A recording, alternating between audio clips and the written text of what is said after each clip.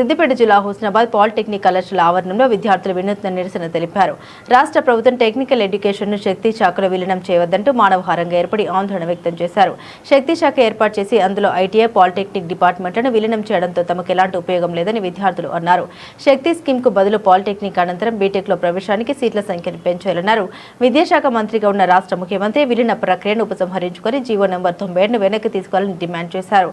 Fee reimbursement ను పెంచి బకాయిలు విడుదల చేయాలని కోరారు. గౌరవనీయులైన ముఖ్యమంత్రి గారికి తెలియజేయనిది ఏమనగా మేము గవర్నమెంట్ పాలిటెక్నిక్ హుస్నాబాద్ నుంచి మాట్లాడుతున్నాం.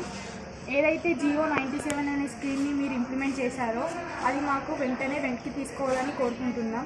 దానివల్ల మాకు ఎలాంటి ఉపయోగాలు లేవు కనుక మేము అది వద్దు అని అనుకుంటున్నాం. మీకు అన్నీ చేయాలని ఉంటే మాకు ఈసెట్ తర్వాత ప్రతి ఒక్క బీటెక్ కాలేజ్కి 2 సీట్స్ అవైలబుల్ ఉన్నాయి. దాన్ని ఒక 6 సీట్స్ అట్లా చేయండి.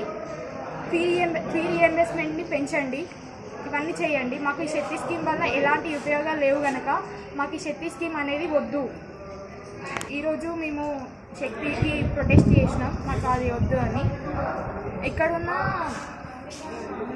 ముఖ్యమంత్రిగా ఉన్న విద్యా మంత్రి గారికి తెలియజేయనిది ఏమనగా, మీరు ఏదైతే ఇంప్లిమెంట్ చేయాలనుకుంటున్నారో జియో 97 స్కీమ్ని, దానివల్ల మాకు ఎట్లాంటి ఉపయోగాలు లేకపోవడం వల్ల మాకు బీటెక్లో లాటరల్ ఎంట్రీ చేయాల్సిన ఆ అవకాశం కూడా లేకుండా చేస్తున్నారు. మాకు ఎందుకో అర్థం కావట్లే.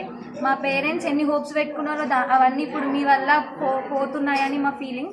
సో ఆ స్కీమ్ని మీరు వెంటనే రద్దు చేయాలని మేము మనస్ఫూర్తిగా కోరుకుంటున్నాము. మీరు చేసేదాకా మేము ఇట్లనే పోరాటాలు చేస్తామని తెలియజేస్తున్నాం.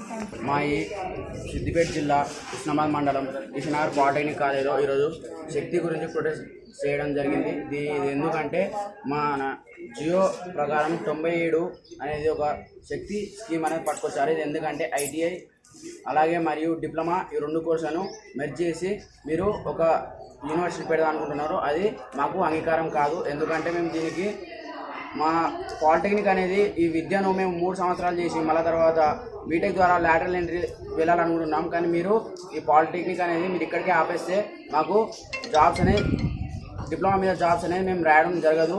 అందుకు దీనికి గౌరవనీయులైన ముఖ్యమంత్రి గారు స్పందించాలని మేము కోరుకుంటున్నాం.